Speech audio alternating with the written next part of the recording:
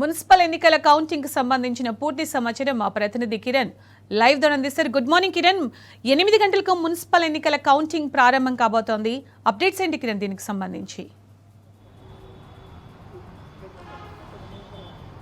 ఎప్పుడెప్పుడు ఎదురు చూసినటువంటి మున్సిపాలిటీలు కార్పొరేషన్ల ఫలితాలకు సంబంధించినటువంటి కౌంటింగ్ ప్రక్రియ మరి కాసేపట్లో ప్రారంభమవుతుంది. ఉదయం 8 గంటలకు దాదాపు 116 మున్సిపాలిటీలు 7 కార్పొరేషన్లో కౌంటింగ్ ప్రక్రియ కూడా ప్రారంభం కానున్నటువంటి పరిస్థితులు కనిపిస్తుంది. దాదాపు 163 సెక్షన్ను కూడా అమల్లో ఉంచుతున్నారు. దాదాపు 2-3 కిలోమీటర్ల మేర ఆంక్షలు కూడా విధించారు. పాసులు ఉన్నటువంటి వాళ్ళని మాత్రమే లోపలికి అనుమతించేటువంటి అవకాశం అయితే కనిపిస్తుంది. మొన్న జరిగినటువంటి ఎన్నికల్లో 1% పోలింగ్ నమోదు కాగా ఆ పూర్తి స్థాయిలో గతం కంటే గత 2020లో పోలింగ్ శాతం కంటే దాదాపు 2.86% పోలింగ్ అదనంగా నమోదైంది.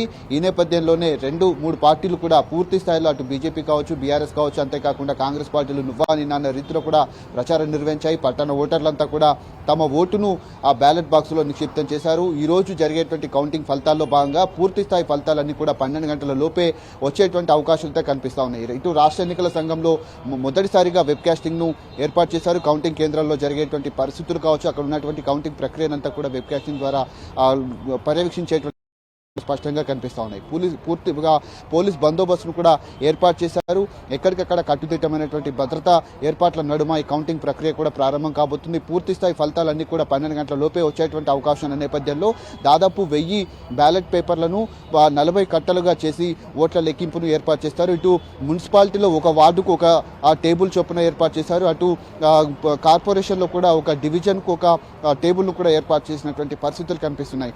మొత్తంగా ఉన్నటువంటి ఓట్ల లెక్కింపు ఏదైతే ఉందో ఆలంపూర్కు సంబంధించినటువంటి ఫలితం అంతా కూడా మొదటి రౌండ్లోనే వచ్చేటువంటి అవకాశాలు అయితే కనిపిస్తూ ఉన్నాయి. అత్యధికంగా మిర్యాలగూడలో 48 డివిజన్లు ఉన్నాయి. అందులో భాగంగా అటు ఆలంపూర్లో అత్యల్పంగా 4 వార్డులు ఉన్నటువంటి పరిస్థితి కనిపిస్తుంది. ముఖ్యంగా ఓట్లకు సంబంధించినటువంటి అంశంలో కూడా ఈరోజు ఉదయం 8 గంటలకు ఓట్ల లెక్కింపు ప్రారంభమవుతుంది. పూర్తిస్థాయి ఫలితాలన్నీ కూడా సాయంత్రం వరకు వచ్చేటువంటి స్పష్టత అయితే మనకు కనిపిస్తుంది. కౌంటింగ్ కేంద్రాల వద్ద, స్ట్రాంగ్ రూమ్ల వద్ద కూడా వెబ్కాస్టింగ్ ఏర్పాటు చేసి ఏదైతే కౌంటింగ్ హాల్లోకి సూపర్వైజర్లు, సహాయక సూపర్వైజర్లతో పాటు అభ్యర్థులతో పాటు ఏజెంట్లకు ఒక ప్రత్యేకమైనటువంటి పాస్లను జారీ చేశారు. అందులోనికి ఎవరిని కూడా అనుమతించారు. పూర్తిగా ఆంక్షలు అయితే విధించినటువంటి నేపథ్యంలో లెక్కింపు కేంద్రాల్లోకి కూడా మొబైల్ ఫోన్లతో పాటు అంతేకాకుండా ఎలక్ట్రానిక్ పరికరాలు వేటిని కూడా లోపలికి అనుమతించబోమంటూ కూడా ఇప్పటికే రాష్ట్ర ఎన్నికల సంఘం సూచించింది. మొన్న చెదురుమదురు ఘటనలు జరిగాయి కాబట్టి ఖచ్చితంగా ఈరోజు ఆ పటిష్ట బందోబస్తును కూడా ఏర్పాటు చేయాలని కూడా సూచించింది. మొత్తంగా 1000 బ్యాలెట్లను 40 కట్టలుగా చేస్తారు. పోటీ చేసే ప్రత్యర్థికి కావచ్చు, ప్రతి అభ్యర్థికి నోటా చెల్లని ఓట్ల కోసం కంపార్ట్మెంట్లు ఉన్నటువంటి చెక్క ట్రైలను కూడా ఉపయోగించేటువంటి అవకాశం ఉంది. బ్యాలెట్లను ఒక్కొక్కటిగా పరిశీలించిన తర్వాత ప్రతి బ్యాలెట్ను ఏజెంట్కు చూపించిన తర్వాత మాత్రమే వాటిని కట్టలుగా కట్టిన అంతా కూడా ప్రతి అభ్యర్థికి 100 ఓట్లుగా కట్టిన తర్వాత చెల్లని ఓట్లు ఉంటాయి.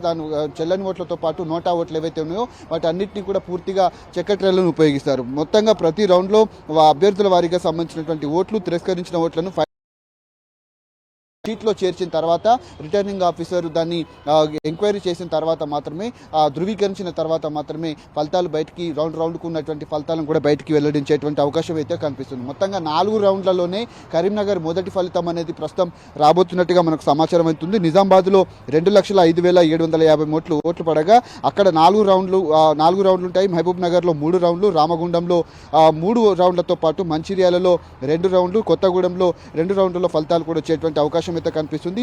ఇటు ఓట్లకు సంబంధించినటువంటి అంశంలో కూడా అత్యధికంగా మిర్యాలగూడలో 72,036 ఓట్లు ఉన్నాయి. అత్యల్పంగా ఆలంపూర్లో 7,104 ఓట్లు పడ్డాయి. ఆలంపూర్ ఫలితం మొదటి రౌండ్లోనే వచ్చేటువంటి అవకాశం కనిపిస్తుంది. అక్కడ 10 వార్డులు ఉండగా 10 టేబుల్లను ఏర్పాటు చేశారు. మిర్యాలగూడలో 48 వార్డులు ఉండగా అక్కడ మొదటి రౌండ్లో 48,000, రెండో రౌండ్లో 24,036 ఓట్లను లెక్కిస్తారు. ఈ విధంగా రౌండ్కు పూర్తి స్థాయిలో లెక్కింపు పూర్తవుతుంది.